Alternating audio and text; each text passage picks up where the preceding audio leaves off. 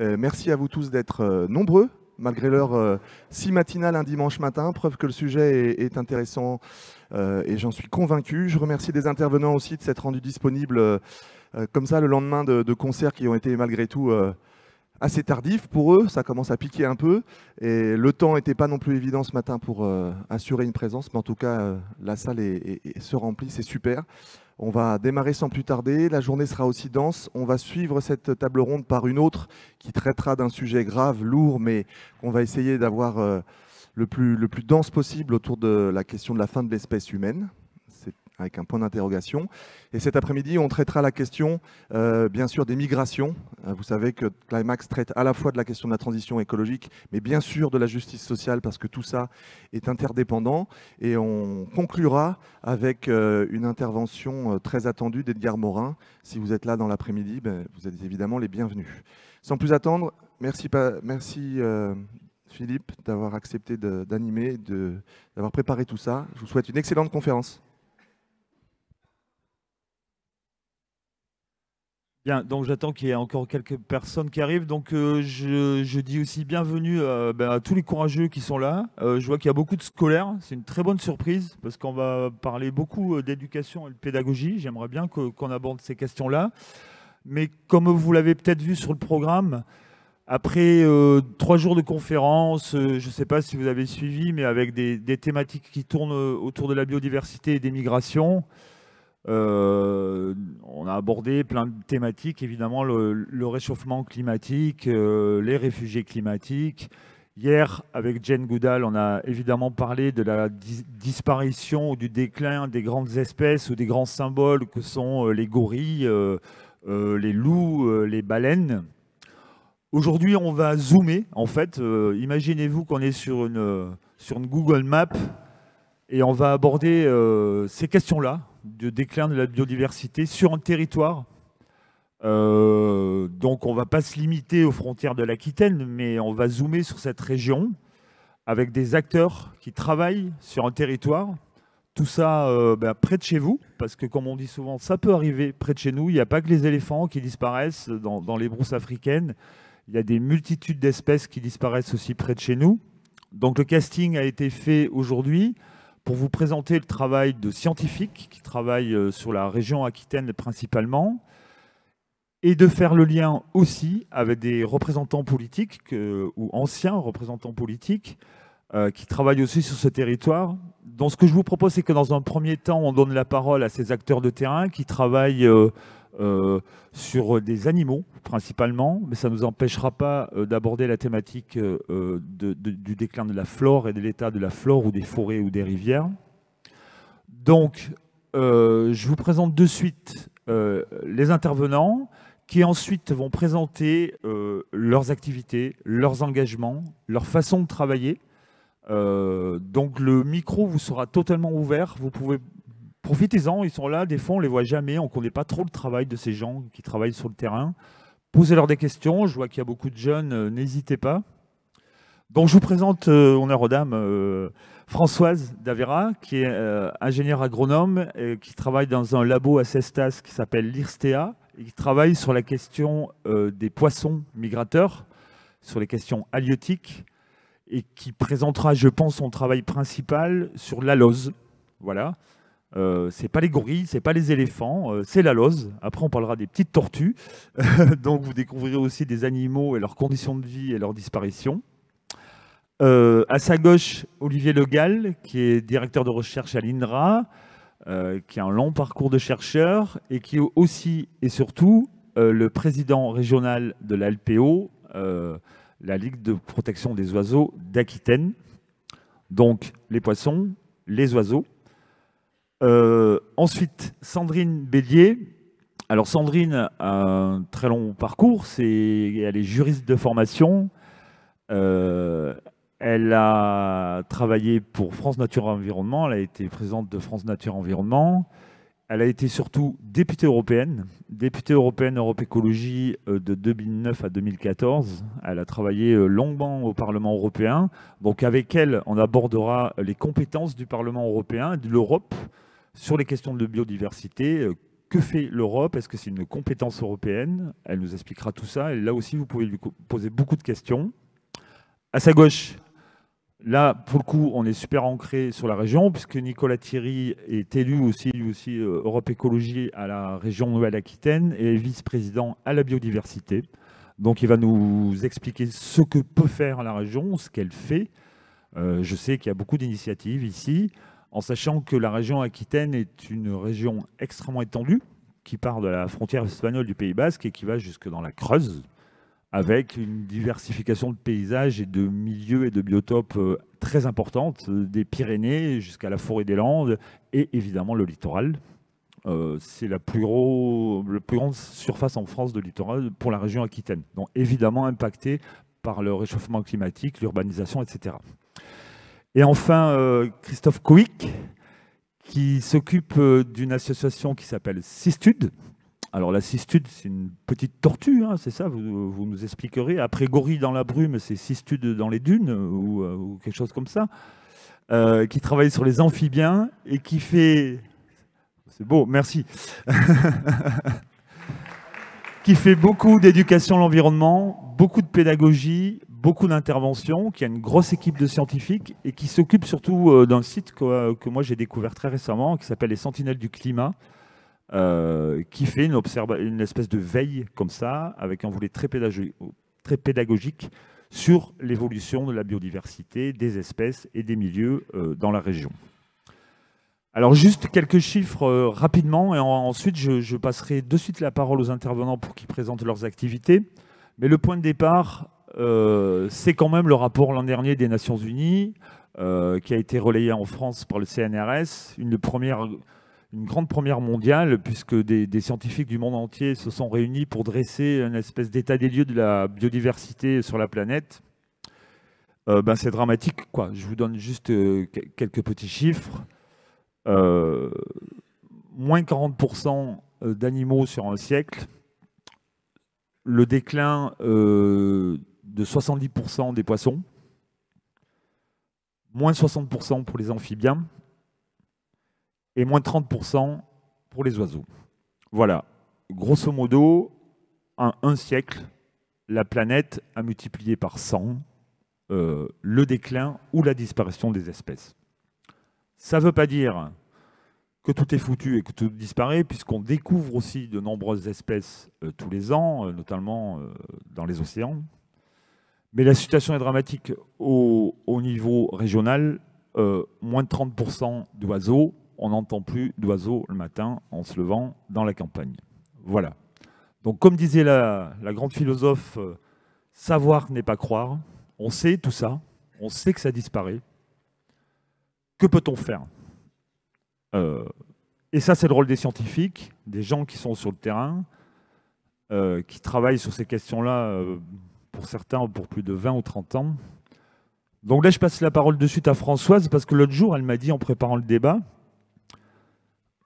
en fait, tout ça, c'est un peu comme ne pas voir grandir ses enfants. On se familiarise avec tout ça et on s'en rend pas compte. Sauf que ces enfants, c'est bien quand ils grandissent. En l'occurrence, c'est les espèces qui disparaissent. Donc, Françoise, déjà, tu peux nous expliquer un peu ton engagement, ton travail et ta façon de relayer. Et puis, on en parlera après, le rapport aux décideurs, aux hommes politiques et les moyens que tu as pour faire ton métier. Merci.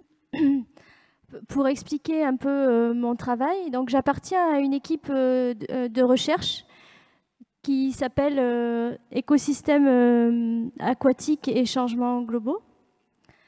Et dans cette unité de recherche, nous sommes une communauté de chercheurs qui étudie les plantes, les algues aquatiques et également les poissons.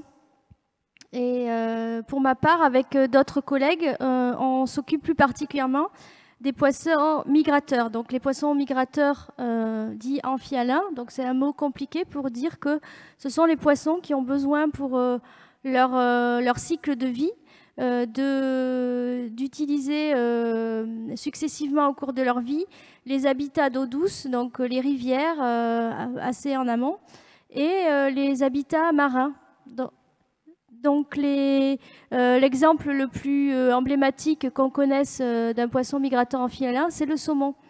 Dans le cas qui m'occupe actuellement, je m'intéresse plus particulièrement à l'anguille et à la lauze, qui sont des poissons qui migrent, on va dire, avec des cycles un peu différents. Et donc, effectivement, au cours de ma carrière, j'ai pu voir la diversité, l'abondance des poissons migrateurs commencer à diminuer. Et pour rappel, ici en Aquitaine, on a eu aussi des espèces emblématiques qui ont quasiment disparu au bord d'extinction, comme l'esturgeon européen. Donc ça s'est produit, on va dire, il y a eu une diminution d'abondance drastique à peu près dans les années 60-70. Ensuite, petit à petit, on a eu des alertes sur l'anguille, puis plus récemment sur la lauze. Donc on voit que des espèces qui étaient à la fois un emblème, on va dire, de la région, mais surtout qui faisaient vivre de nombreux pêcheurs et qui participaient du patrimoine local, on peut à peu décliner, voire avec une intensité qui n'est jamais égalée depuis, on va dire, les 20 dernières années. Il y a eu des changements drastiques. Dans ce contexte, dans le contexte d'un projet important que je coordonne sur la lauze, j'ai été amenée à participer à un projet Art et Sciences avec Donatien Garnier et Mélanie Gribinski, qui s'appelait Expédition légère à Lausa, qui a consisté à descendre la rivière pour suivre la migration des aloses depuis les lieux de naissance des aloses en amont d'Agen jusqu'à la mer. Et je parle plus particulièrement de cette expérience parce que au-delà du traitement des données qu'on est amené à faire, de l'acquisition de données assez ponctuelles, cette expérience m'a amené à vivre de façon concrète et assez organique tous les impacts que subissent les poissons au fil de leur migration et donc au fil de leur vie en l'occurrence. Je pourrais reparler un peu plus tard, donc non seulement sur les poissons, mais également sur d'autres espèces.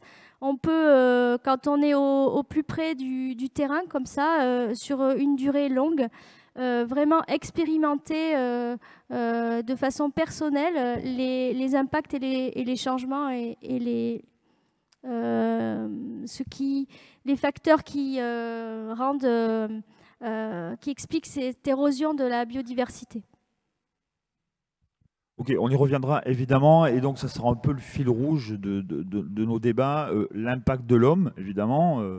Françoise parlait de la pêche, et puis le nouveau facteur dont on parle depuis maintenant quand même 30-40 ans, le réchauffement climatique, et évidemment les océans qui sont les premiers impactés, savoir les actions que ça a sur les populations halieutiques. Est-ce que c'est la même chose pour les oiseaux, monsieur Legal ? Bonjour, merci. Oui, donc les oiseaux, c'est un des marqueurs qui est sans doute le plus facile à observer au quotidien parce que c'est plus difficile de voir des poissons dans sa vie de tous les jours que des oiseaux. Et donc, voilà. Donc, personnellement, mon engagement naturaliste, il date de quand j'étais tout gamin. Je crois j'avais une dizaine d'années quand j'ai commencé les plantes, les oiseaux, à regarder tout ça. Et j'ai beaucoup pleuré au moment du naufrage de la Mococadis, etc. Et j'étais en Normandie à l'époque. Et donc, c'est un engagement à la fois naturaliste et un engagement justement pour enrayer un déclin qu'on commençait déjà à voir à l'époque. Hein, enfin, on commençait à le voir et surtout, le monde autour de nous était encore plus insensible. Le monde des décideurs était encore plus insensible qu'aujourd'hui. Et il y avait vraiment beaucoup de choses à faire. Alors, donc, actuellement, je préside la LPO, la Ligue pour la protection des oiseaux pour l'Aquitaine. Enfin, on a une structure un petit peu différente, donc ça ne s'appelle pas un président, mais c'est ça. Et la LPO en Aquitaine, c'est environ 2500 adhérents. Au niveau national, c'est une quarantaine de milliers, 45-50 000. C'est une association qui s'occupe pas uniquement d'oiseaux, qui s'occupe de toute la faune, on va dire, biodiversité de manière un peu plus large, de toute la faune. Et nos grandes actions, c'est en fait, par exemple, de faire un suivi, par exemple avec une application naturaliste, vous pouvez indiquer que vous avez vu un merle dehors, etc., y compris de la biodiversité au quotidien. De faire un suivi, par exemple, de la migration de la migration des oiseaux sur les cols pyrénéens. En ce moment, on a des équipes de volontaires et de salariés qui sont, par exemple, au col d'Organ-Mudéchka ou au col de Lissarieta à Sarre, au Pays Basque, en train de compter heure par heure tous les oiseaux qui migrent. La migration a démarré au mois de juillet. Et ils sont là jusqu'au mois de novembre. Et on fait ça depuis 40 ans. Et cette série de données sur 40 ans, justement, nous indique que ce n'est pas tellement les chiffres qui sont... Il y a des espèces qui vont mieux, des espèces protégées qui vont mieux, il y a des espèces qui vont moins bien. Et puis, on voit des décalages dans les dates de migration, etc. Donc, c'est un peu plus simple, un peu plus compliqué que de dire c'est tant de pourcents d'oiseaux en moins. C'est un peu plus compliqué que ça. Là, le spectre change. Ce n'est plus les mêmes espèces. C'est des espèces moins spécialisées. C'est un peu ça que dit l'étude du muséum sur la base de l'enquête du suivi temporel des oiseaux communs stock aussi. C'est les oiseaux spécialisés, les espèces spécialisées peinent, mais les espèces généralistes, les étourneaux, les pies, etc., au contraire, c'est un petit peu moins difficile pour eux. Et c'est ce qu'on observe sur les cols. Et puis, on a aussi une grosse activité, je sais qu'ils sont en ligne, alors il faut que je fasse attention à ce que je dis, une grosse activité qui est située au bassin d'Arcachon, où on a un centre de soins pour la faune sauvage, où on accueille environ 3500, ça augmente chaque année, 3500 animaux chaque année en détresse. Des oiseaux, mais l'espèce qu'on accueille le plus, c'est pas un oiseau, c'est le hérisson. On accueille des phoques. Vous imaginez soigner des phoques, voilà, c'est pas très simple, hein, Manon, elle est en ligne. C'est au domaine de Certes, à Audin, oui. Il faut le signaler parce que en plus, je vous conseille d'y aller, c'est un endroit fantastique. C'est un très bel endroit où on peut faire des sorties nature sur le domaine lui-même, qui est un ancien polder, enfin c'est un polder toujours, un endroit où on élevait des poissons dans le temps et aujourd'hui donc un domaine naturel du département de la Gironde. Et donc on a, voilà, sur ce site, on a un centre de soins qui est vraiment magnifique, où on accueille, voilà, avec une équipe, pareil, il y a environ 200 bénévoles qui travaillent et des professionnels, bien entendu, pour encadrer et animer tout ça. Et là, c'est important, ce centre de soins, parce que, par exemple, ça nous permet de voir un petit peu quelles sont les causes d'arrivée des espèces qui arrivent nous voir. Et donc des empoisonnements, etc. Ça permet d'avoir ce système de vigie un petit peu en permanence. Et donc, si je résumais en un mot, il y a eu en 1976 la loi sur la protection des espèces qui a classé un certain nombre d'espèces protégées, emblématiques. Enfin, toutes les espèces sont protégées, sauf celles qui sont chassables. C'est-à-dire l'alouette, non, c'est un peu compliqué, mais le moineau est une espèce protégée, l'hirondelle est une espèce protégée aujourd'hui, voilà, depuis 1976, sauf celles qui sont chassables. Mais on a mis le focus, disons, à l'époque, c'est la façon dont ça fonctionnait, mis le focus, ça fonctionne toujours, mis le focus sur un certain nombre d'espèces emblématiques, les rapaces, etc. Et donc ça fonctionne. Il y a certains rapaces, pas tous, il y en a qui ont vraiment du mal, mais certaines espèces de rapaces vont mieux qu'en 1970. On a beaucoup. Maintenant, on revoit des faucons pèlerins sur les falaises de Dordogne, on revoit des hiboux grand-ducs, etc. Donc certaines espèces vont mieux, il ne faut pas non plus le nier, c'est la vérité. Le faucon pèlerin, c'est parce qu'ils sont plus tirés, moins en tout cas qu'avant. C'est parce que le DDT a été supprimé alors qu'ils en souffraient directement. Il y a une histoire d'épaisseur des coquilles d'œufs, etc. Et donc, voilà, il y a certaines espèces qui vont mieux, mais par contre, ce qu'on observe, c'est que dans les espèces de la biodiversité du quotidien, les espèces banales pour vous peut-être, le moineau, l'hirondelle, voilà, ces espèces-là, elles souffrent. Et on a un groupe, par exemple, aujourd'hui, l'hirondelle, peut-être j'en reparlerai à plusieurs occasions, parce que typiquement, c'est quelque chose qui croise plusieurs enjeux. L'hirondelle, elle va en Afrique, où il y a des programmes de démoustication, elle traverse le désert qui s'élargit, elle niche sur des bâtiments qui sont de plus en plus modernes, de plus en plus aseptisés, que ce soit en ville ou à la campagne. Voilà. Et dans la commune que j'habite, en banlieue de Bordeaux, par exemple, je crois qu'aujourd'hui, il n'y a plus qu'un seul nid d'hirondelle, alors que il y a quelques années, il y en avait une dizaine, c'est déjà pas beaucoup. Aujourd'hui, il n'y en a plus qu'un seul. Et la commune d'à côté, il n'y en a plus du tout. Voilà. Ok, on reviendra sur ces questions-là. Ce sera bien, on va parler de la LOS aussi, de prendre des cas précis et puis surtout de discuter sur cette notion de temps long quand même et d'observation et d'essayer d'évaluer, de quantifier toutes ces évolutions qui ne sont pas toujours dramatiques. Voilà, aussi, il y a des espèces qui reviennent. Il y a des phoques dans le bassin d'Arcachon, c'est quand même plutôt une bonne nouvelle. Les poissons, les oiseaux, les reptiles, Monsieur Kovic. Non, on va parler des trois espèces et après on donnera la parole aux politiques. Bonjour, je m'appelle Christophe Cohic, je suis directeur de l'association Cistude Nature. Alors comme tu l'as rappelé, la cistude c'est une tortue d'eau douce, une petite tortue qui était très commune il y a 30 ans, qui vit dans les zones humides et qui est une espèce opportuniste. Les tortues, c'est un peu comme des chars d'assaut, c'est-à-dire que jusqu'à 3 ans, elle peut être consommée par tout un tas de prédateurs, et à partir de 3 ans, quand le carapace est dur, elle n'a plus aucun prédateur. Et on s'est aperçu que les tortues, comme les reptiles et les amphibiens, comme l'a rappelé Olivier sur les oiseaux, on assistait à des effondrements de population. Alors on n'a pas au sein de la Nouvelle-Aquitaine des disparitions d'espèces, mais on constate tous des effondrements de population. Et là, pendant que j'écoutais les orateurs et que je regardais la phrase de Charles Darwin, les espèces qui survivent ne sont pas les espèces les plus fortes ni les plus intelligentes, mais celles qui s'adaptent le mieux au changement.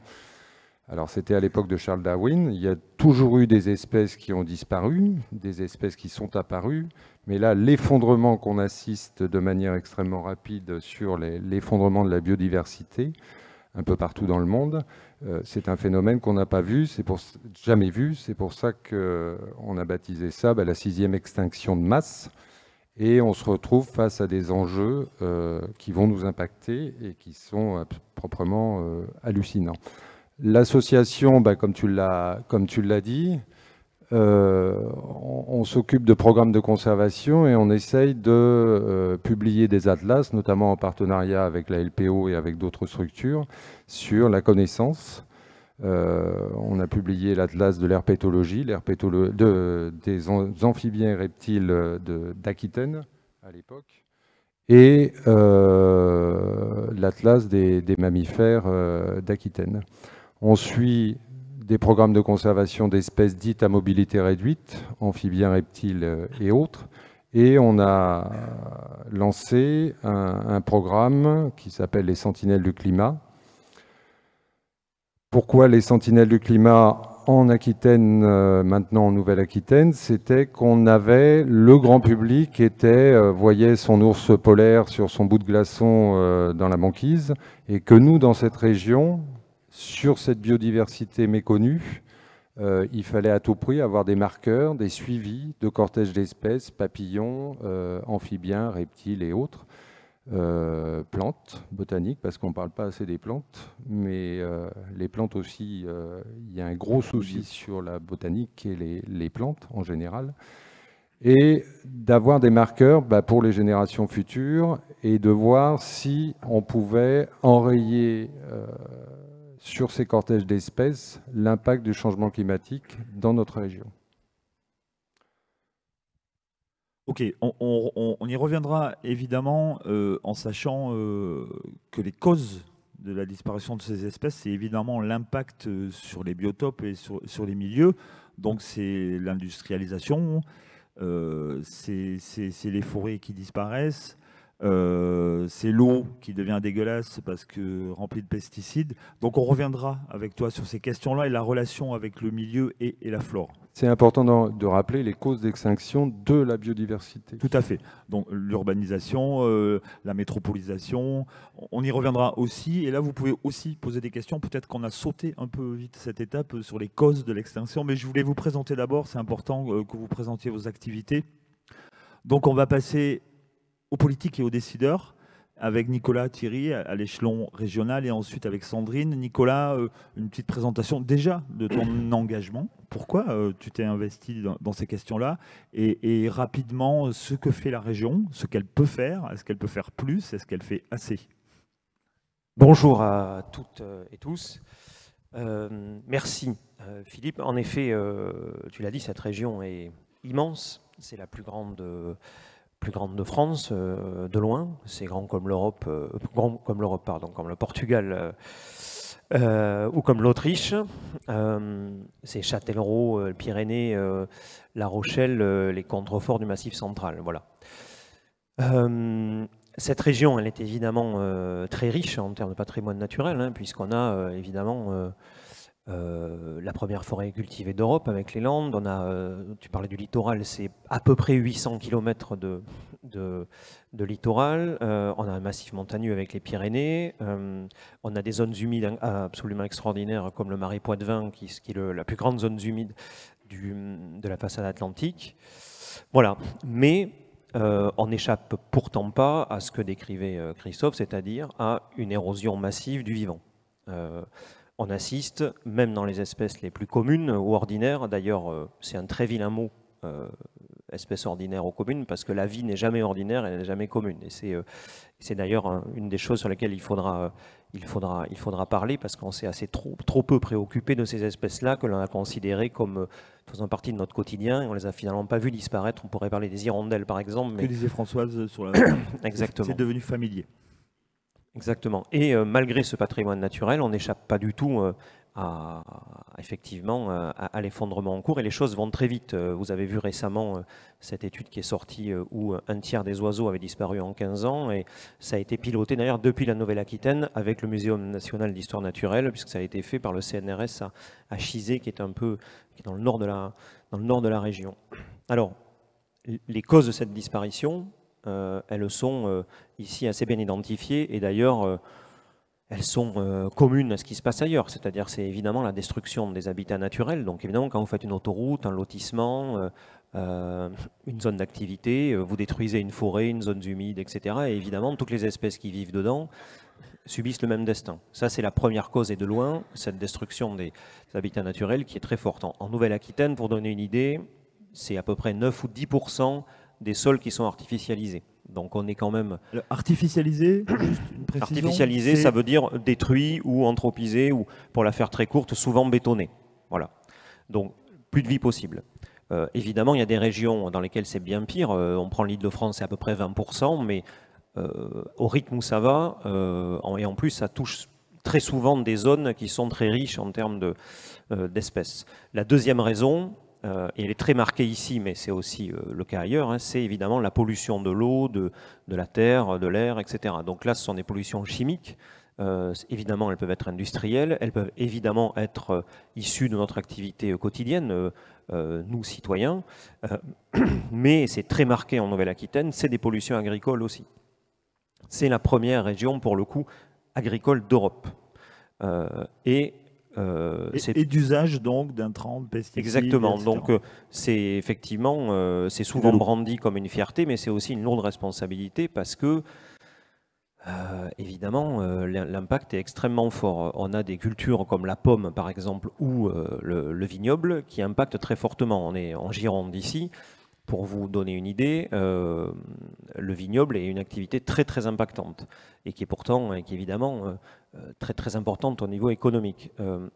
Pour vous donner une idée, la vigne en France, au niveau national, c'est 3% des surfaces agricoles. Et c'est pourtant 20% du volume de pesticides utilisés.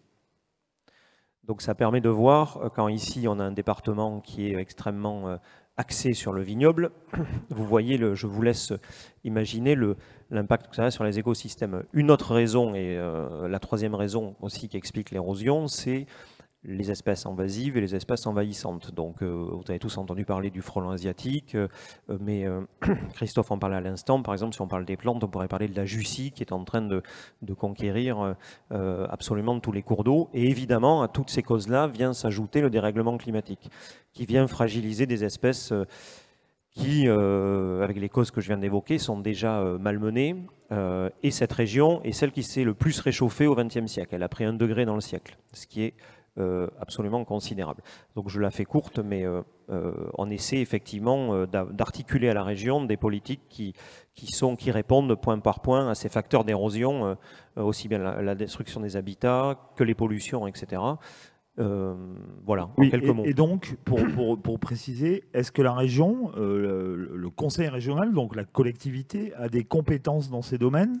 Et rapidement, tu es vice-président à la biodiversité. Je pense que c'est assez rare en France d'avoir des vice-présidences comme ça.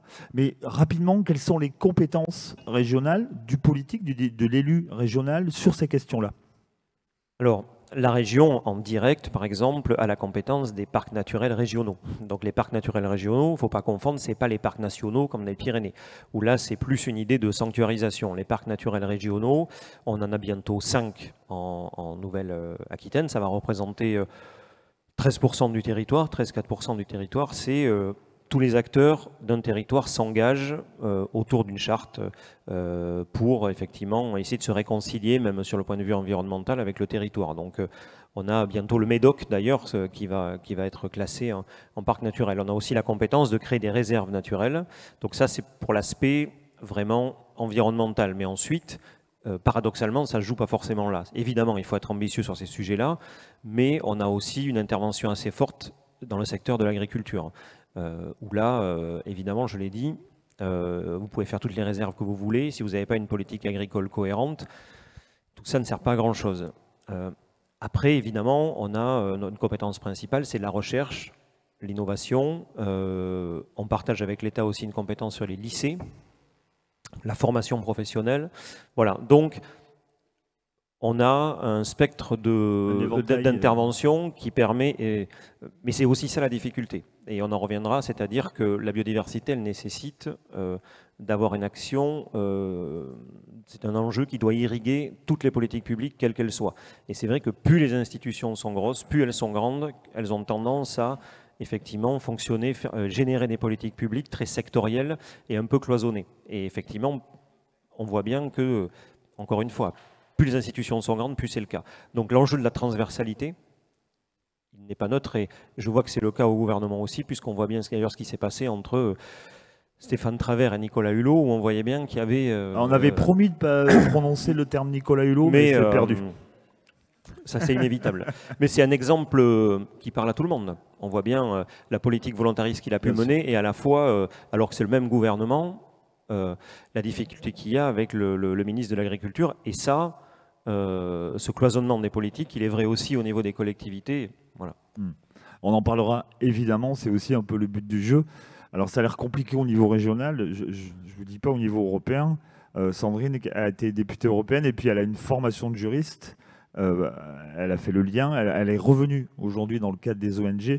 Sandrine, rapidement, ton parcours. Déjà, tu es juriste sur les questions environnementales, c'est pas si courant que ça. Et puis, tu as décidé ensuite de te jeter dans l'arène politique.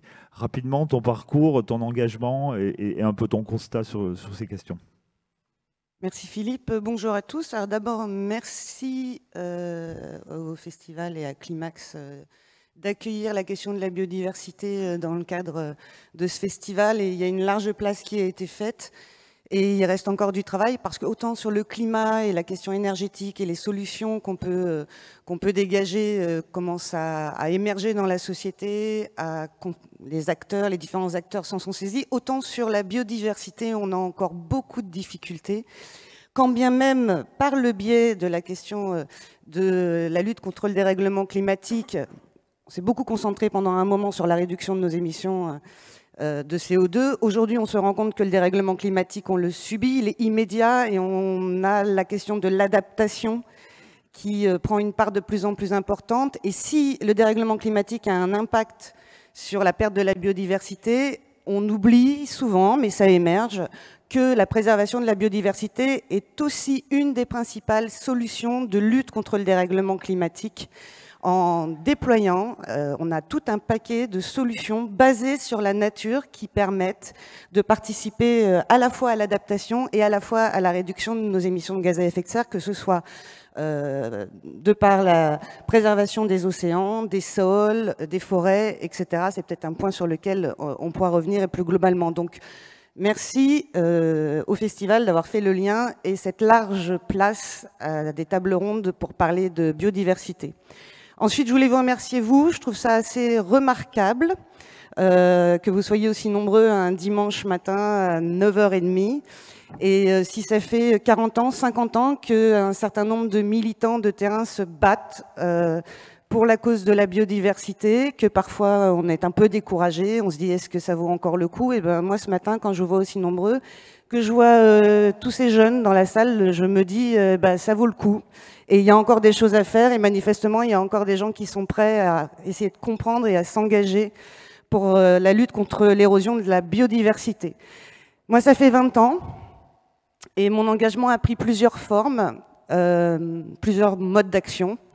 Le premier, c'était dans les associations avec Alsace Nature et France Nature Environnement. Et en tant que juriste, c'était le mode d'action de la contestation. Vous savez, les écologistes qui empêchent tout, les empêcheurs de tourner en rond. Donc voilà, j'ai fait des contentieux.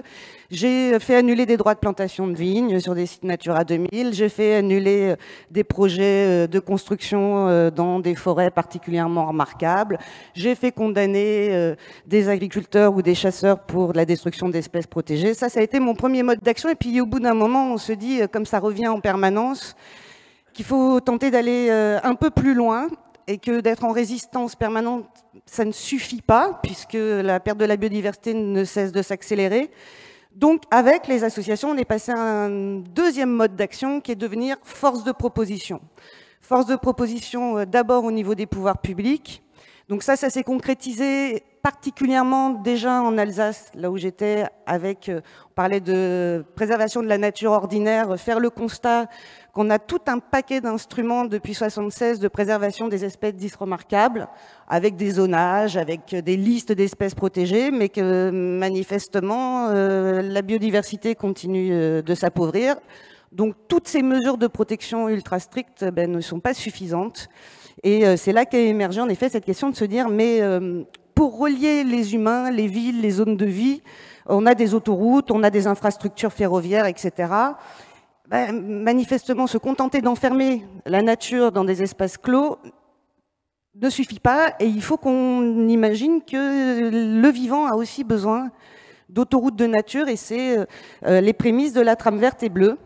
Et de se dire qu'au-delà de préservation stricte, il s'agit de penser la préservation de la nature sur l'ensemble du territoire et de repenser notre rapport à la nature, nous, dans toutes nos activités humaines. Force de proposition, on passe à la négociation, c'est le Grenelle de l'environnement, c'est un moment où il y a eu pareil, on a passé un cap, notamment sur toutes les questions de biodiversité, avec la mise en œuvre des trames vertes et bleues, avec une prise de conscience un peu plus élevée. Et puis, coup d'arrêt. Pour précision, le Grenelle, c'était en 2006-2007 2006-2007, enfin 2007-2008. Il y a 10 ans. Il y a 10 ans. Il y a les décrets et les lois qui ne sont toujours pas passés aujourd'hui. Il y en a un certain nombre qui ne sont pas passés aujourd'hui, mais ça... Comme quoi, les choses prennent un peu de temps, mais on commençait déjà, et les principaux dossiers sur lesquels on avait beaucoup de difficultés, c'était la réduction des pesticides. Et on en est au deuxième plan révisé, et on a toujours du mal à obtenir des résultats. Le Grenelle a été un formidable exercice de démocratie participative, avec un fort engagement de l'ensemble du monde associatif de l'environnement. Et puis, il y a eu un coup d'arrêt, la crise en 2008, la crise financière. Et c'est vrai qu'à ce moment-là, les principales mesures qui ont été prises par le gouvernement pour relancer l'économie allaient totalement à l'encontre des mesures qu'on avait pu imaginer en termes de préservation de la biodiversité. Ce qui fait que moi, quand on m'a sollicité pour partir et porter les solutions écologiques au niveau d'une campagne européenne, j'ai décidé de me lancer dans cette campagne de 2009, qui m'a amené au Parlement européen. Donc là, on prend un autre rôle. Changement d'échelle. L'Europe que je connaissais bien, puisque la plupart des textes qu'on applique, et en tant que juriste, dans les contentieux de lutte, d'atteinte à la biodiversité, sont d'origine européenne. Ouais, c'est important de le préciser, c'est que la plupart des lois sur la biodiversité sont prises au niveau européen. C'est la directive oiseaux. Les contentieux dont je vous parlais, et on a fait annuler des droits de plantation de vignes sur la base de la directive Natura 2000, sur la préservation des habitats, puisque ces droits de plantation de vignes étaient sur des sites Natura 2000. Donc, cette législation, je la connaissais, je suis arrivée au Parlement européen. 5 ans. Mon surnom était au Parlement européen Miss Biodiversity. Je n'ai parlé que de ça, tout le temps. Et avec un prisme qui était, et un objectif qui était partant d'une conviction que la question de la perte de la biodiversité, c'est pas seulement un enjeu environnemental. Aujourd'hui, c'est un enjeu transversal et qui touche à la fois notre rapport et notre modèle économique, notre politique agricole, notre politique de la pêche, nos politiques de développement, dans les choix d'aide au développement des pays du Sud, et qu'il s'agissait de faire sortir donc cette question de la biodiversité seulement de la commission environnement pour l'inviter dans tous les débats des autres commissions parlementaires du Parlement européen. Donc ça a été ma principale mission. On a eu un gros sommet qui était le sommet de Nagoya en 2010, qui a arrêté un certain nombre d'objectifs et qui a pris sur le constat que les mesures qu'on avait, les différentes stratégies européennes, nationales de lutte contre la perte de la biodiversité étaient inefficaces, qu'il fallait avoir et aborder la question de façon transversale, donc qui a fixé un certain nombre d'objectifs, et notamment d'un point de vue financier, d'un point de vue agricole, d'un point de vue aménagement du territoire, pour qu'on intègre la question de la biodiversité dans toutes les politiques sectorielles. C'est l'enjeu qui a été fixé en 2010, c'est l'enjeu qu'on poursuit encore aujourd'hui. Les prochaines échéances sont importantes puisqu'on va faire un bilan là, à la fin de l'année. Et la prochaine conférence des parties qui va revisiter et faire l'évaluation et envisager de nouvelles mesures en matière de lutte contre la perte de la biodiversité se passe en 2020 à Pékin. C'est pas innocent non plus, c'est la Chine qui a demandé à accueillir ce sommet, avec, et on l'espère, l'ambition de se positionner comme Paris a pu le faire sur le climat, donc avec de nouveaux objectifs, avec des plans d'action, avec des feuilles de route. Ça, c'est un espoir. Et puis, donc je vous disais, la contestation, la proposition, et puis la prospective. Et puis de toute cette expérience, très naturellement, j'ai atterri à la direction d'une association qui s'appelle Humanité et Biodiversité. Humanité et biodiversité, parce que l'humanité dépend de la nature, parce que nous faisons partie de la biodiversité. Et cette association qui a été créée il y a 40 ans par Théodore Monod, qui a été présidée par Hubert Reeves, qui est encore notre président d'honneur, et aujourd'hui présidée par Bernard Chevassiot-Louis. Et avec cette association, à l'échelle nationale, je tente de valoriser l'ensemble de cette expérience et on fait énormément de prospectives, donc de réflexion. C'est une association de plaidoyer, on s'en revendique, et avec pour principal objectif, justement, de notre credo, c'est la biodiversité et la nature partout.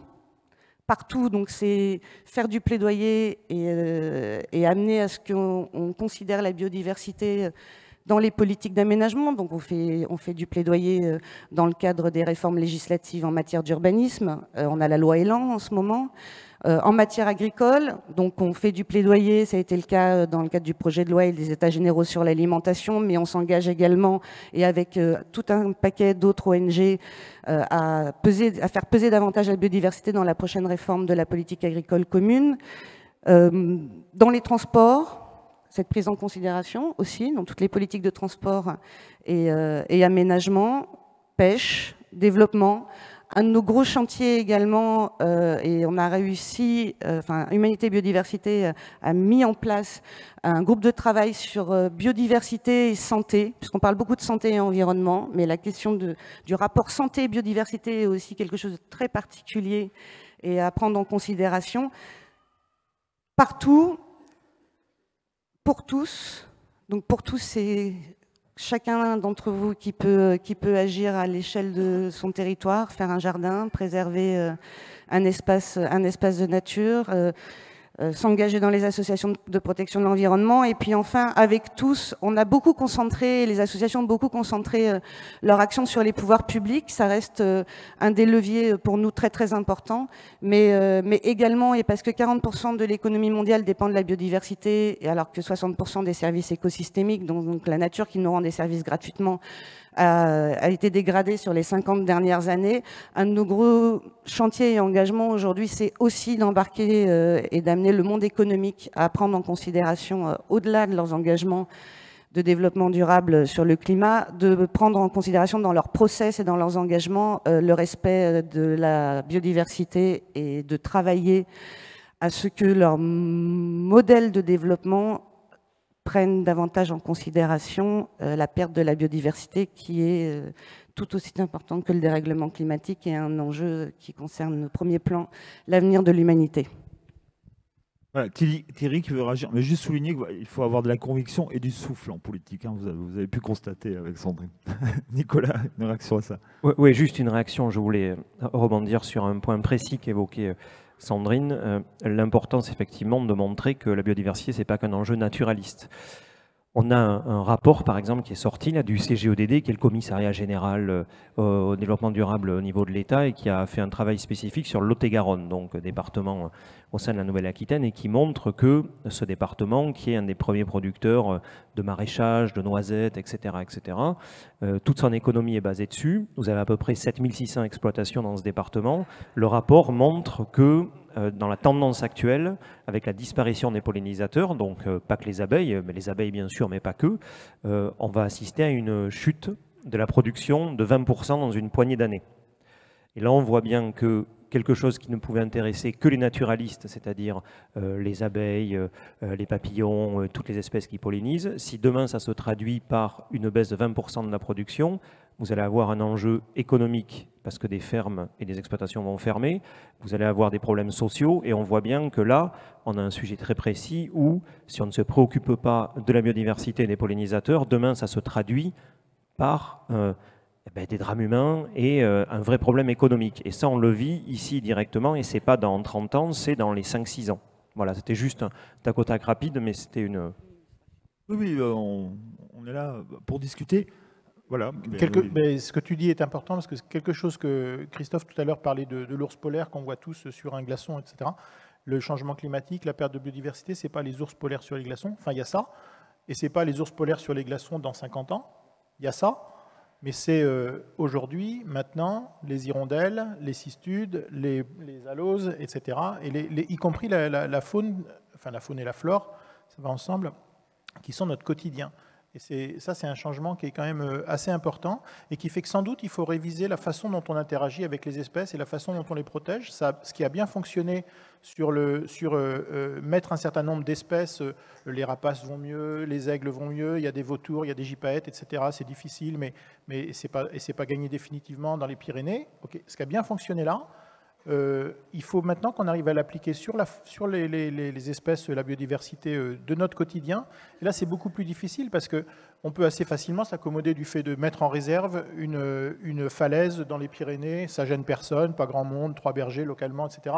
Voilà, on peut assez facilement s'en accommoder, nous qui vivons dans les villes. Par contre, remettre en cause notre façon d'interagir de manière générale avec l'environnement, parce que les hirondelles, parce que les hirondelles, attention, ça mange des moustiques, donc si on enlève les moustiques, bon, voilà. Or les moustiques, ça nous ennuie, donc on a envie de les enlever. Voilà. Il faut se remettre en cause de façon un petit peu plus profonde, ça nécessite, la biodiversité au quotidien nécessite de se remettre en cause de façon un petit peu plus profonde, et il faut sans doute, du coup, mettre en place des politiques de protection qui sont un tout petit peu plus intrusives dans notre vie du quotidien. Voilà. Vas-y. Oui, c'est pour rebondir là-dessus. Ça ne passera, la conservation de biodiversité, encore une fois, ne passera que par un travail approfondi avec le monde agricole. Alors là, il y a des notes positives parce qu'il va y avoir une conférence après sur la fin de l'humanité, donc on va essayer d'être un peu optimiste quand même. Il y a des choses qui se passent. Le bio ne s'est jamais aussi bien porté.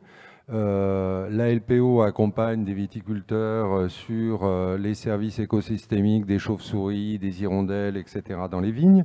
On commence à le faire avec le maraîchage sur la vallée des Jalles. Et ça ne passera que par la création de zones protégées et de la conservation, alors là, pour le coup, drastique, des derniers espaces encore en équilibre avec une biodiversité extrêmement riche, sur cette région. Comme le rappelait Nicolas, on est sur une région où on assiste, comme partout ailleurs, à des effondrements de population et on a la chance d'avoir encore des territoires, on peut penser aux Pyrénées, on peut penser à des sites absolument fantastiques, d'avoir une conservation de grands espaces. Et ça passe pas par le petit pré, 5 hectares par-ci, 2 hectares par-là, etc. C'est nécessité d'avoir des grands espaces. Tu parlais du domaine de Certes, sans mettre l'accent sur qui que ce soit, toutes les zones protégées sur le littoral atlantique du nord au sud de la France, tout autour, on a des tonnes de chasse.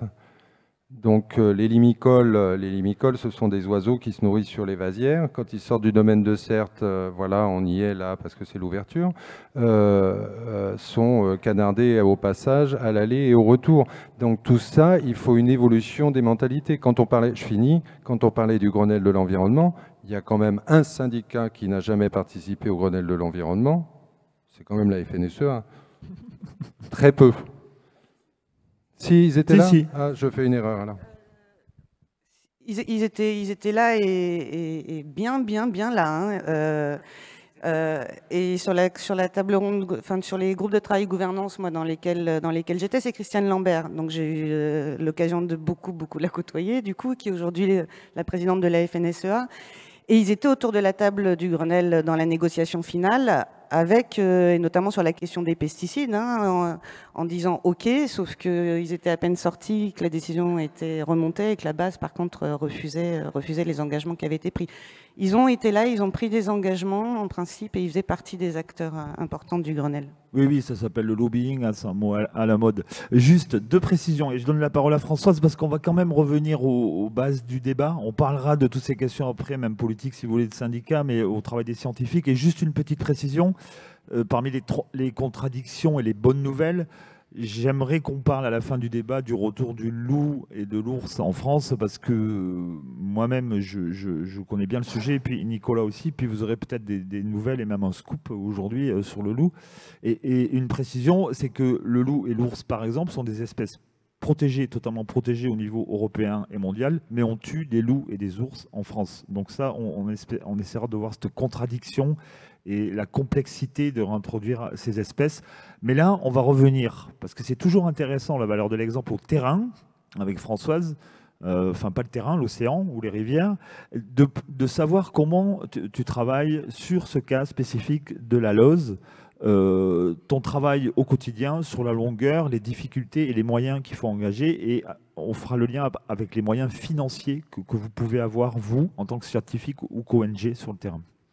Alors, au-delà de ça, je voudrais revenir sur la notion évoquée par toi, Sandrine Bélier, sur la transversalité, le besoin de transversalité dans la protection de la biodiversité. Il y a des espèces pour lesquelles on ne peut pas avoir de mise en réserve, et surtout sur la biodiversité commune, et en particulier pour des animaux migrateurs comme les poissons qui empruntent des voies donc, qui sont les rivières. On ne peut pas les mettre en réserve, ou alors il faudrait mettre en réserve le golfe de Gascogne, l'estuaire de la Gironde et toute la Garonne depuis quasiment sa source. Pourquoi pas, mais ça paraît incompatible avec le fait qu'il y a une présence de barrage qui a été construit en 1982.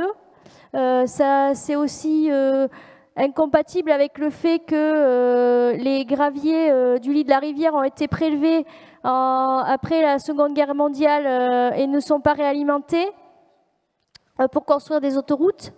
Donc le barrage il sert à refroidir une centrale nucléaire, donc ça dépend du choix énergétique qu'on a fait à ce moment-là. Donc ce choix n'est pas remis en cause pour l'instant, donc le barrage est toujours là. Les graviers donc ils sont plus dans la rivière. Avec les choix, enfin les usages du sol et les usages de l'eau, on a des débits qui descendent en dessous du débit minimum qui est dans la loi.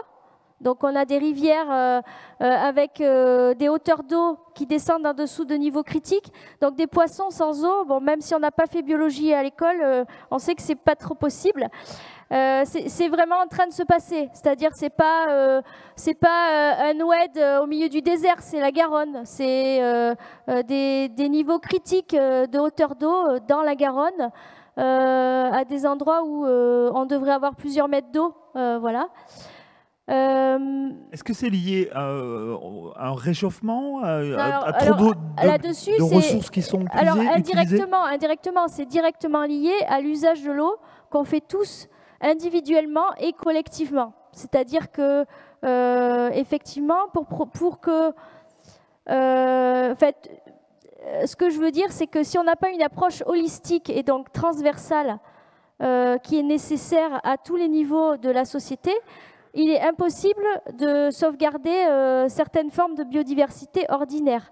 Donc là, on a eu des prospectives type Garonne 2050 sur les usages de l'eau donc dans la Garonne, et aussi agricole et aussi domestique. On est pour l'instant un peu avec des œillères dans le sens où on dit on ne peut pas changer notre façon de vivre et on ne peut pas changer nos usages. Donc ça veut dire que les logiciels qui régissent par exemple les prélèvements d'eau d'irrigation, ils sont indexés sur la température.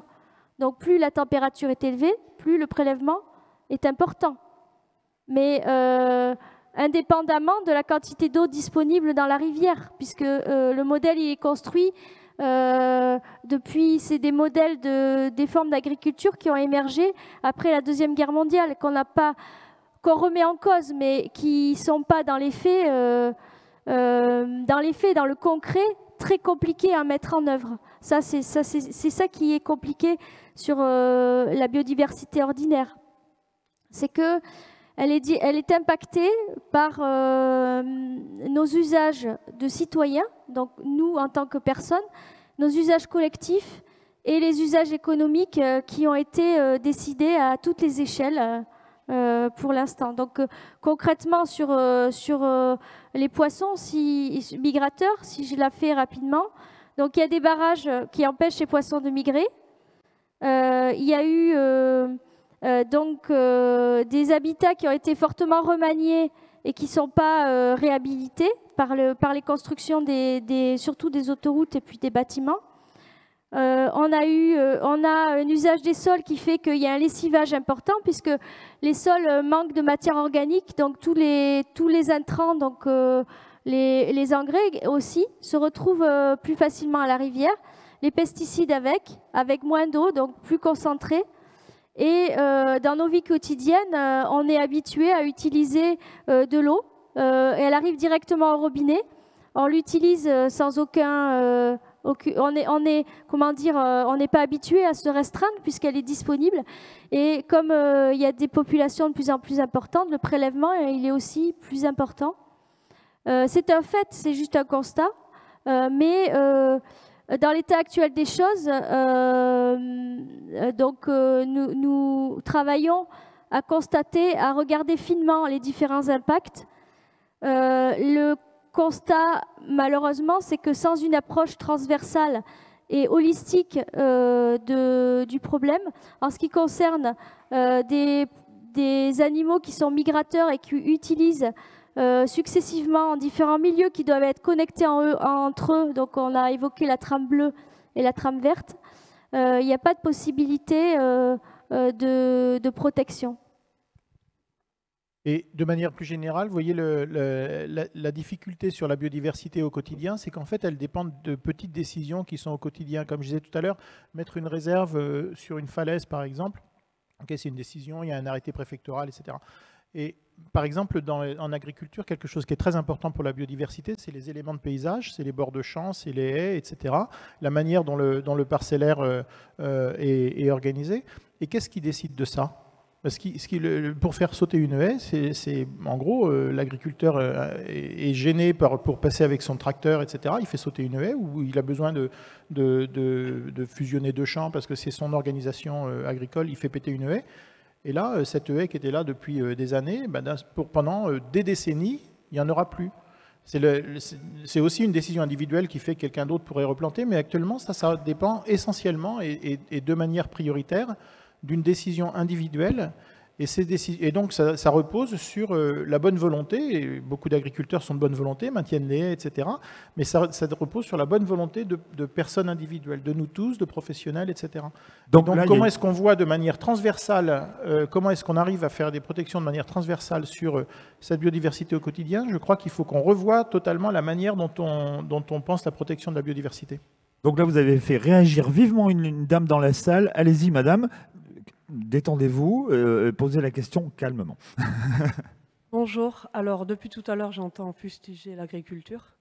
Je tiens d'abord à dire que les agriculteurs sont soumis à une législation européenne et surtout tributaires de lobbies. Ils sont quand même pris au piège, il faut le savoir. Moi, je suis agricultrice. Nous sommes beaucoup de petits agriculteurs qui luttons pour la biodiversité, qui peinons à gagner nos vies, parce que on se bat tous les jours pour travailler sans pesticides, pour travailler selon nos convictions et en encourageant au maximum la biodiversité. On n'est pas entendu, on est dans des situations hyper précaires parce qu'on n'est pas pris en compte, on ne prend en compte que les grosses entreprises. Parce que vous n'êtes pas entendu par qui, madame? Par les pouvoirs publics? Vous n'êtes pas entendu par... Exactement, et par les pouvoirs publics et par le ministère de l'Agriculture. Nous ne sommes même pas recensés. D'accord? On n'existe pas. Voilà. Il y a encore peu de temps, j'ai dû me battre pour obtenir une couverture sociale. Je n'existe pas. D'accord ? Je ne suis pas chef d'exploitation, je suis cotisant solidaire parce que les surfaces minimum que j'exploite ne rentrent pas dans le cadre de la législation européenne. Donc il y a des choses comme ça qui sont quand même à souligner. Et par rapport à ce que vous disiez, ce n'est souvent pas une décision individuelle de l'agriculteur, mais il est encouragé par les politiques, encore une fois, parce que, je vais vous citer l'exemple de gens que je connais, et notamment, par exemple, de la Normandie, célèbre pour ses bocages et ses haies. Quand l'agriculteur déclare ses surfaces utilisées, et pour lesquelles il va avoir une subvention, pardon, je suis émue, alors je suis... Oui. Un bureaucrate quelconque qui n'y connaît absolument rien arrive sur le terrain, vérifie avec lui les surfaces utilisées, et quand il voit les haies, les bocages, enfin tout ce qui sert de réserve de biodiversité, lui dit « Ah, mais non, ça, je ne le compte pas du tout, je ne vais pas vous donner subvention pour ces espaces-là. » Qu'est-ce qu'il fait l'agriculteur qui déjà peine à gagner sa vie? Eh bien l'année suivante, il a tout rasé et il a une subvention pour ces espaces-là. Voilà. Donc ce n'est pas une décision individuelle, c'est une décision collective qui vient d'en haut. Oui, donc je me suis peut-être mal exprimé. Je me suis... Merci, parce qu'elle a raison, madame. Je me suis mal exprimé. À la fin, ça repose sur une décision individuelle, mais évidemment, ce n'est pas une décision d'un salopard. Ça repose sur une décision individuelle de quelqu'un qui est pris dans un carcan de contraintes, comme elle vient de l'indiquer. Et par ailleurs, qui ne trouve pas, et tu l'as dit un petit peu en creux, qui ne trouve pas, par exemple, une valorisation de ces produits particulières sur le marché, parce que ça, c'est des carottes ou n'importe quoi, des tomates, qui ont été produites sans détruire les haies à côté de chez moi. Ça ne se valorise pas, ce genre de choses. Il y a pas de... Donc, à la fois, il y a des incitations collectives. Enfin, ok, c'est plus difficile. Je vais vous laisser réagir. Mais à la fois, il y a des incitations collectives, on va dire, qui visent, comme tu disais, qui visent plutôt à réduire ces éléments de paysage. On prend les haies, mais c'est vrai sur d'autres choses. Et à la fois, c'est difficile de valoriser le fait qu'on entretient son sol, le fait qu'on entretient ses haies, etc. Quand on est un agriculteur, on a du mal à le valoriser par un prix sur le marché, par exemple. On n'est pas extrait de la ruralité. Nous, on travaille avec des agriculteurs.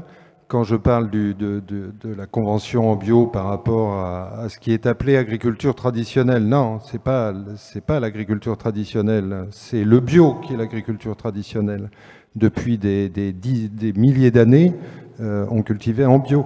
Et il faut un accompagnement avec ça. C'est ce qu'on fait sur la vallée maraîchine de la Jalle, sur un accompagnement de l'agriculture. Vous parliez des haies, on en replante. Il y a Arbres et Paysages en Gironde qui replante des haies pour les agriculteurs. Et ce que disait Olivier, détruire une haie sur une superficie, c'est quoi? C'est 3 heures. C'est un gros coup de gyro, voilà. Recréer une haie, recréer la biodiversité propre à la haie qui procure des services écosystémiques à l'agriculture. C'est ça prend bien entendu beaucoup plus de temps. Donc ne vous méprenez pas, on ne s'extrait pas là-dessus. On n'est peut-être pas les meilleurs écologistes en France qui parlent avec un point d'interrogation, mais on bosse aussi avec leur réalité et on n'est pas extrait du truc avec nos petites tortues, nos petits oiseaux, nos petites hirondelles, etc. etc. Et c'est l'enjeu de demain. C'est-à-dire, on est parti sur des réserves, on parlait des parcs nationaux. Les parcs nationaux, si vous voyez la carte en France, on aurait pu les mettre plus haut, on les aurait mis encore plus haut. En gros, c'est les montagnes. Les réserves ont été créées avec des combats incessants des précurseurs, notamment la Cépenceau en Aquitaine pour créer les réserves. Mais on s'est arrêté là. Vous avez votre réserve, on va être tranquille. Non. L'intégralité du territoire national de la France métropolitaine a été créée par les agriculteurs, que ça soit en zone humide, que ça soit sur des coteaux secs, etc., etc. De la réhabilitation du métier agricole économique. On voit que le bio, ça fonctionne. Le problème qu'on a sur la vallée des Jalles, non seulement une ceinture verte autour de Bordeaux, on a les coteaux au-dessus de Bordeaux, et on a cette vallée maraîchère là. Il y a la demande de jeunes qui veulent s'installer est phénoménale. Ça reste des métiers durs, c'est pas à vous que je vais l'apprendre, mais la demande est très très forte. Le problème que l'on a et le problème que rencontrent les élus, notamment Christine Bost, qui est la maire des Indes, c'est juste à côté, hein, c'est à 8 km, qui a créé un PPENP, un périmètre de protection naturel et agricole, qui ne peut être cassé qu'en Conseil d'État. C'est-à-dire que les propriétaires de ces parcelles-là, des terres extrêmement riches, encore une fois avec des jeunes qui veulent s'installer, ne vendent pas et ne vendent pas pourquoi? Parce que la terre agricole, c'est 10 € du mètre carré, et la terre constructible, le mètre carré constructible, sur une extension et la métropole à 1 million d'habitants, c'est près de 400 ou 500 €. Donc, tout cela, c'est l'enjeu de nos associations, en fait. Voilà, travailler avec l'agriculteur.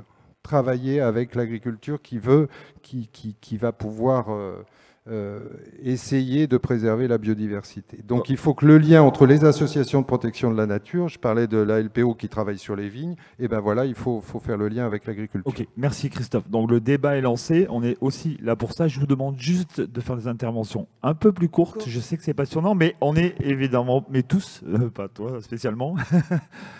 Et s'il y a des chasseurs dans la salle, on leur donnera aussi la parole, évidemment, mais des interventions courtes parce qu'on est pris par le temps, vous comprenez bien. Donc Sandrine, une réaction. Non, mais une réaction est assez courte.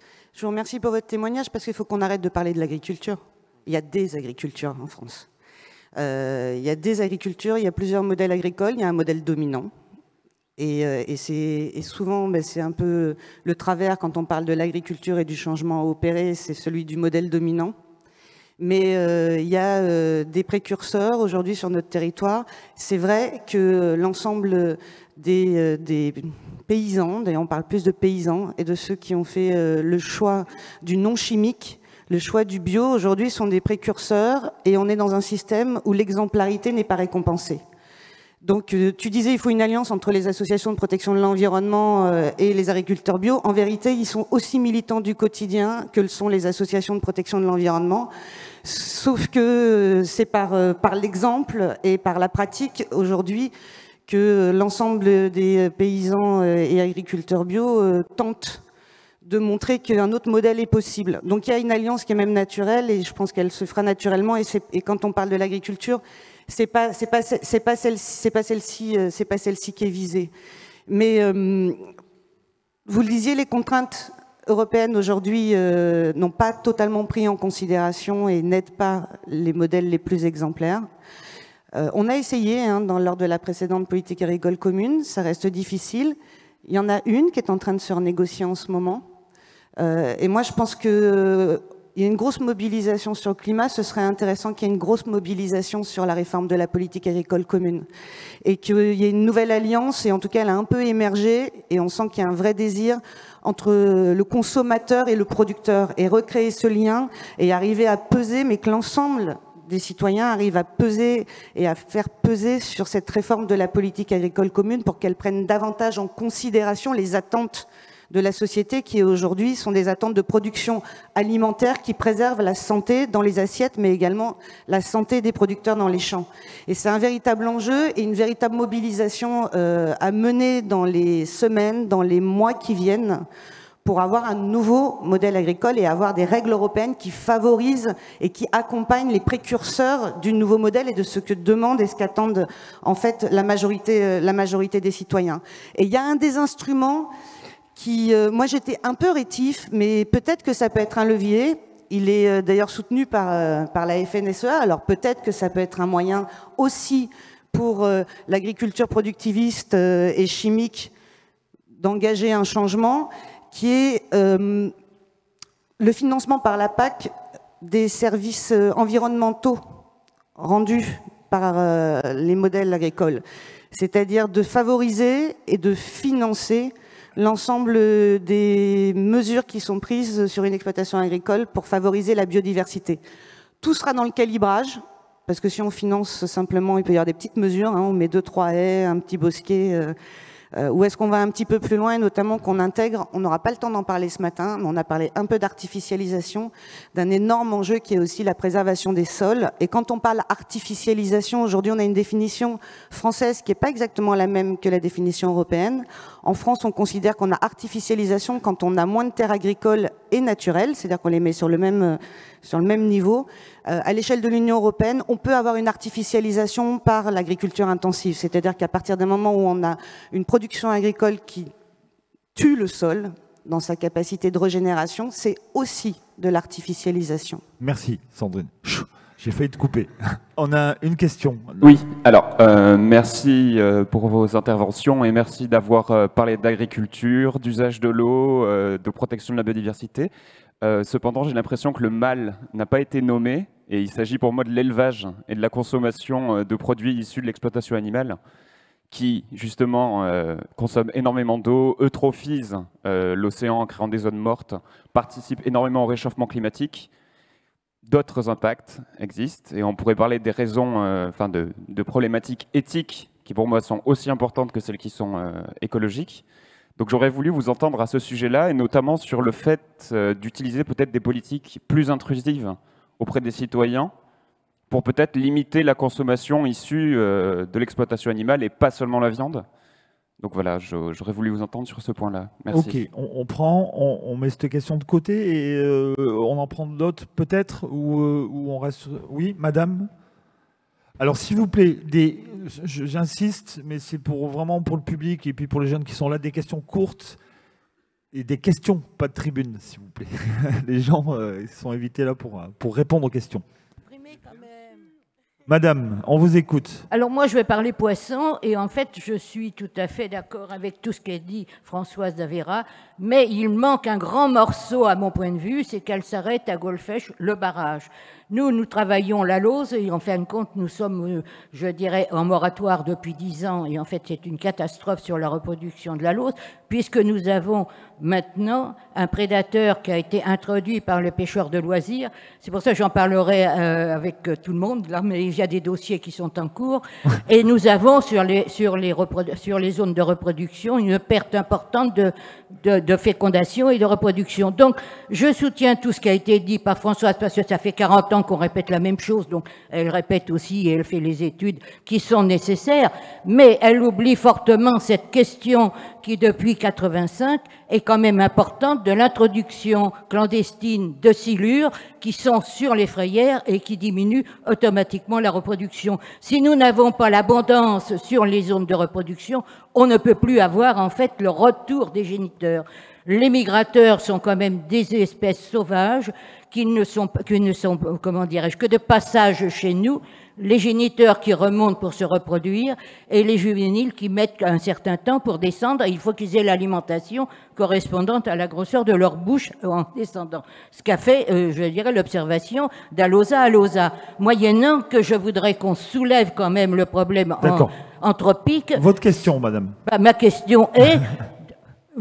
pêche de régulation des silures sur les barrages et sur les frayères, qui doit être soutenue par les élus locaux. Les professionnels ont fait des exemples et c'est notoire maintenant, et qu'on soit soutenu, sinon c'est la perte de tous les migrateurs, et ça ne sera pas le milieu naturel, c'est une histoire de reproduction avec des espèces, je dirais, introduites sans prédateurs.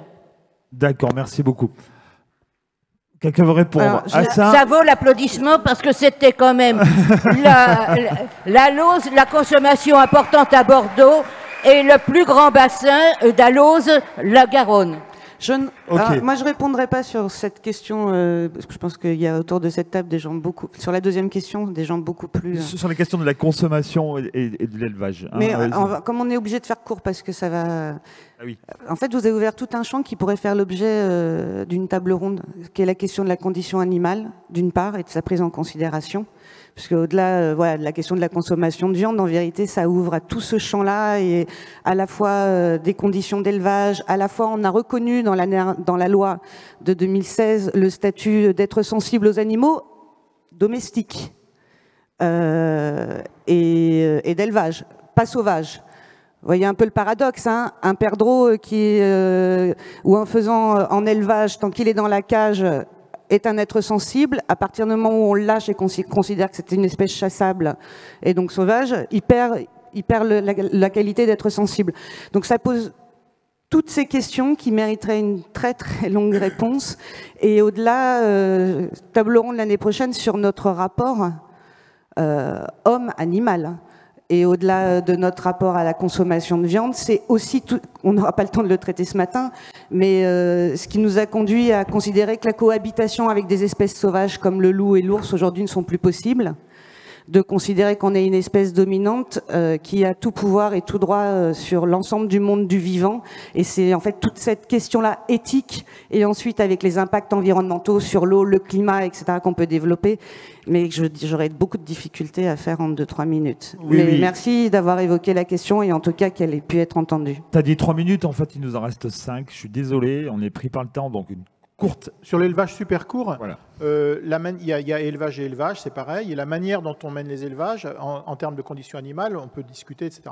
Sur la biodiversité, l'élevage, c'est aussi l'entretien de milieu. Par exemple, on travaille en ce moment avec les éleveurs de brebis en Pays Basque, justement, sur l'élevage de montagne et sur la manière dont ça permet d'entretenir des milieux. C'est aussi de l'entretien de milieux, c'est l'entretien des sols, parce que les prairies permanentes, par exemple, sont une bonne façon d'entretenir les sols et tout ça. Donc, c'est pas aussi tranché que ça, en tout cas, quand on le regarde sous l'angle de la biodiversité.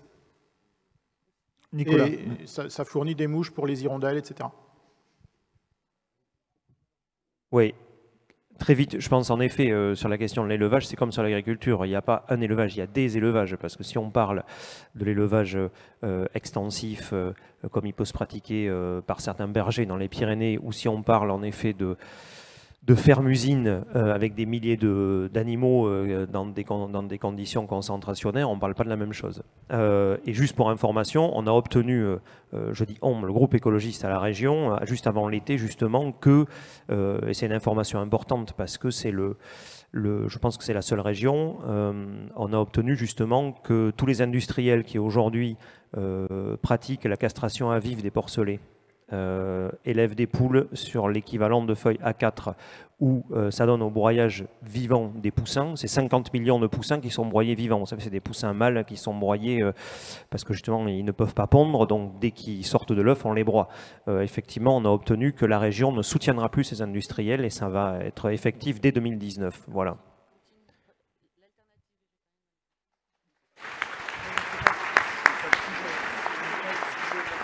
Est-ce qu'on a d'autres questions? Oui, profitez-en, hein, profitez-en. Voilà, alors beaucoup de questions évidemment d'un coup. Un monsieur derrière là. Bonjour messieurs, dames. Ah, elle avait déjà pris le micro, voilà. Allez-y madame. Messieurs, dames, je m'appelle Laurence. Je suis bénévole à la LPO sur le fameux domaine de Cerf. Ma chef s'appelle Manon Tissidre. Voilà, donc ma question va être courte et simple. Merci. Monsieur le Président, nous passons notre temps, avec l'équipe de Manon Tissidre, à rafistoler les animaux. Les hérissons n'ont plus que 3 pattes. Je ne vous parle pas des petits chevreuils qui sont pleins de plomb. Comment se fait-il, je suis de Bourg-en-Bresse, pardonnez mon accent à la gomme, je ne suis pas d'ici. Comment se fait-il que sur ce fantastique domaine de Certes, il y a encore la chasse à la tonne? Nous sommes entourés de chasseurs, ça va pétarader. Dans quelques temps, je me suis levée ce matin à 6 heures pour venir voir votre belle conférence. J'habite en lisière de forêt, il y avait beaucoup d'oiseaux. Je ne vais bientôt plus les entendre. Monsieur le Président, ma question est courte. Madame la politique, ne peut-on rien faire pour, je vais être vulgaire, pardonnez-moi, pour arrêter cette putain de chasse? Merci. C'est très clair, très court. Alors, si vous demandez au président, si ce n'est pas une question à poser au président de la LPO, je ne suis pas très souvent à la chasse à la tonne sur les alentours du domaine de Certes, et c'est un énorme problème. Le problème, ce n'est pas que j'y sois pas souvent, le problème, c'est qu'il y ait la chasse à la tonne sur les alentours du domaine de Certes. Et de manière générale, les relations avec les chasseurs, la LPO n'est pas opposée à la chasse en tant que telle, en tant qu'association. On s'oppose aux excès de la chasse. On est intraitable sur le terrain. On risque notre vie, littéralement, sur le braconnage de l'ortolan ou des pinsons dans les Landes et à l'époque sur la tourterelle dans le Médoc, pour parler de 2 exemples dans la région, mais il y a le Platier d'Oie, etc. Il y a d'autres endroits. On risque notre vie sur les excès et sur les choses qui sont illégales. Sur la chasse elle-même, on le fait pas, on n'est pas voilà, une association d'opposition à la chasse. En revanche, c'est clair que sur les zones naturelles, qui sont comme celles que vous indiquez, le domaine de Certes, etc., ça pose un problème. La relation de la chasse aujourd'hui avec le monde politique, on l'a vu la semaine dernière sur les épisodes qui ont été médiatisés. Je n'ai pas prononcé le mot. Hein. La relation de la chasse avec le monde politique est malsaine, elle est moisie. Elle date de l'époque de Vichy. C'est simple, c'est à cette période-là que les fédérations des chasseurs ont été créées. C'est quelque chose qu'il faut profondément rénover. Et malheureusement, la rénovation actuelle du monde de la chasse, on peut craindre qu'elle n'aille pas forcément uniquement dans le bon sens. Il y a sûrement des choses qui sont positives, on peut craindre qu'elle n'aille pas uniquement dans le bon sens. Et après ça, je ne vais pas botter en touche, mais c'est effectivement aux politiques qu'il faut poser la question, justement,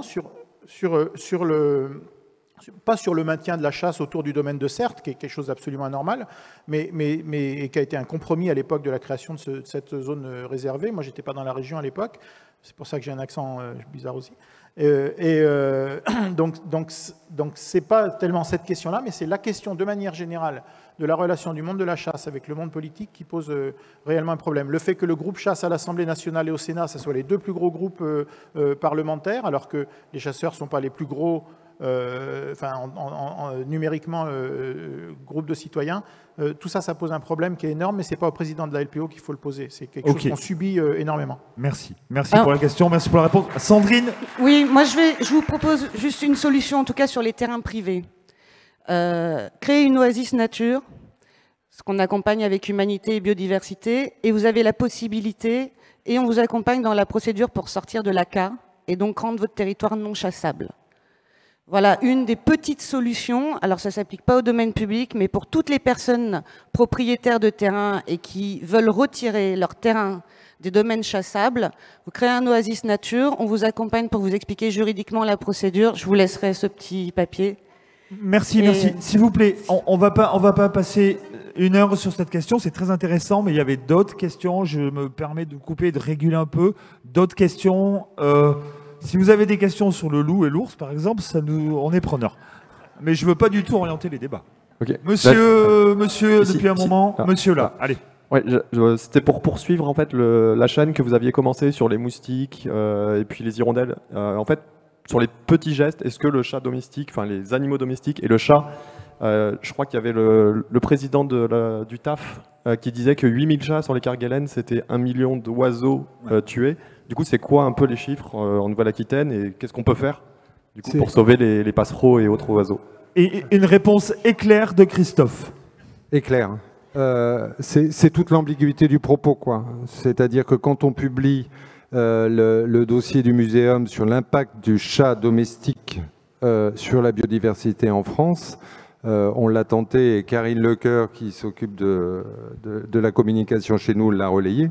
Voilà, on a toute cette ambiguïté-là qui nous revient pile poil dans la tronche, si je puis dire, et la LPO aussi, sur l'impact des espèces domestiques sur la biodiversité. On parle de biodiversité sauvage, alors on a « mon chat ne tue pas les petits oiseaux ». Mon chat ne tue pas les petits oiseaux, mais s'occupe des lézards des murailles, etc., etc. C'est toute cette ambiguïté-là sur cette appropriation du vivant. Et c'est pour ça que c'est pas évident de parler il nous faut toujours des têtes de pont, comme la tortue, comme l'hirondelle, etc., etc. Et hélas, le chat en fait partie, mais il n'y a pas que sur les Kerguelen. Hein. C'est que le chat domestique, il a un impact extrêmement fort sur la biodiversité aussi. Alors on a des réponses, c'est nous qui avons un impact fort sur la biodiversité. Alors au risque de déplaire, nous faisons partie de cette biodiversité-là en tant qu'espèce humaine. Nous détruisons cette biodiversité, mais nous la protégeons aussi. Je suis désolé, mais on est vraiment pris par le temps. C'est vraiment passionnant. Mais il y a un débat dans la foulée. Une question là-bas, monsieur.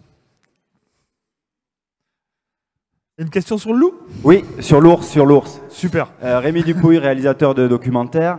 Bonjour à tous. Je voulais vous poser une question. On est ici dans la région qui devrait accueillir le lâcher de 2 ours à l'automne. Est-ce que ce programme est maintenu? Dans les petits papiers, vous devez savoir ça peut-être.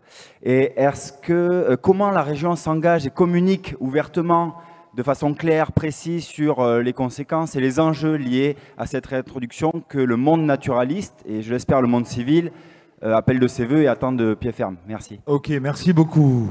On l'attendait. Nicolas, une réponse, et Sandrine aussi, parce que tu es au courant. Et ensuite, je suis désolé, mais on sera obligé de s'arrêter parce qu'il y a des débats qui suivent. Nicolas, sur ces questions-là. La position de la région est extrêmement claire sur le sujet. Nous l'avons fait savoir à l'État. Depuis le début du mandat, nous sommes favorables à la réintroduction de 2 ours dans les Pyrénées-Atlantiques. Et on espère d'ailleurs, on a déjà repris attache avec l'État depuis qu'il y a un changement de ministre, je n'ai pas prononcé le mot. Merci pour lui. Pour effectivement signifier que la région espérait et attendait toujours la réintroduction des 2 ours. On a multiplié les communications, on se déplace. Moi-même, j'ai été faire une conférence de presse il y a encore quelques mois sur le terrain. La réalité, c'est que c'est un problème qui est instrumentalisé. C'est-à-dire que les chiffres ne justifient en rien l'hystérie que l'on constate. Pour vous donner une idée, il y a 570 000 têtes de bétail sur l'ensemble des Pyrénées. La commission d'indemnisation de l'ours, quand on regarde chaque année, c'est entre 150 et 200 bêtes qui sont indemnisées. Donc on est à l'impact de l'ours sur les troupeaux, c'est 0,03%. C'est-à-dire que la foudre fait plus de dégâts dans les troupeaux que l'ours lui-même.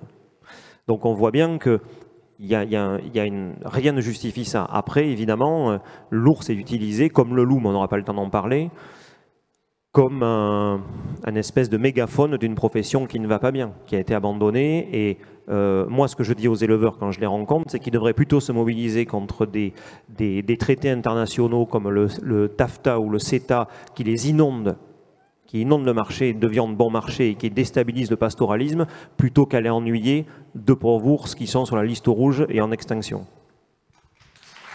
Merci. C'est très clair. Sandrine, une précision sur ça ou... L'arrêté a été signé. La seule info que je peux donner à ce niveau, c'est que l'ensemble des associations de protection de l'environnement est à l'échelle nationale et on a un groupe qu'on appelle le C14 qui regroupe des associations comme l'ASPA, Ferrus, France Nature Environnement, la Fondation pour la Nature et l'Homme, Humanité et Biodiversité, la Ligue de protection des oiseaux. Je ne vais pas toutes les citer, mais ça reste pour nous un enjeu fort et on répétera au nouveau ministre que la réintroduction de ces 2 femelles est attendue et que symboliquement c'est aussi dans l'engagement et du rapport homme et nature, dans l'engagement d'avoir une vraie politique de la biodiversité, de mise en œuvre du plan national pour la biodiversité là, qui ouvre les prémices de la prochaine stratégie nationale pour la biodiversité. Cette première action du nouveau ministre de réintroduction de ces 2 ours femelles à l'automne, symboliquement, c'est fort, c'est attendu et ce sera très largement reconnu, remercié par l'ensemble de la communauté de la protection de la nature en France. 2 secondes, Christophe. Juste 2 secondes, on parlait des hauts prédateurs, c'est l'échelle la plus haute sur la chaîne alimentaire, on parle de l'ours, mais on a une autre espèce qui recolonise à vitesse grand V du territoire, c'est la loutre d'Europe, qui est un super prédateur des cours d'eau, et c'est quand même une excellente nouvelle. Bienvenue à elle. Je suis désolé, mais on va être obligé de conclure. Alors vraiment, moi je tiens à... Pour tout vous dire, on était un peu tous inquiets ce matin, les intervenants. On avait peur qu'il n'y ait pas grand monde. On est vraiment très contents de vous avoir accueillis. Ça prouve que le débat avance, que le débat se poursuit, on ne s'arrêtera pas là. Il y a un débat qui suit avec notamment Yves Cochet, un ancien ministre de l'écologie. Il y a un grand rendez-vous cet après-midi avec Edgar Morin, avec son appel des solidarités. Vous pouvez poursuivre les débats sur le site des Sentinelles du Climat, sur évidemment la LPO, suivre les aventures de Françoise avec des aloses, et évidemment sur le site de Climax. Les conférences ont été enregistrées, vous pouvez les revisionner. Donc un grand merci aux intervenants, vraiment merci beaucoup d'être venus, et puis un grand merci à vous. Et bonne journée, bon festival, et prenez soin de vous et de la planète. Merci.